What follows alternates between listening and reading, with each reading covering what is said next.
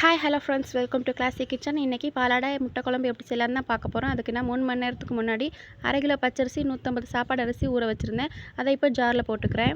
தேங்காயை சேர்த்து நல்லா ஃபைன் பேஸ்ட்டாக அரைச்சிக்கணும். அரைச்சி முடிச்ச பிறகு 2 முட்டையை உடச்சி ஊற்றி ஒரு டைம் கூட அரைச்சி அதை ஒரு பாத்திரத்தில் ட்ரான்ஸ்ஃபர் பண்ணிக்கலாம். தேவையான அளவு உப்பு, தண்ணி சேர்த்து கொஞ்சம் தண்ணியாக இருக்கிற மாதிரி மாவை ரெடி பண்ணிக்கலாம். இப்போ முட்டை குழம்பு பண்ணுறதுக்காக முட்டையை வேக வச்சுருக்கேன்.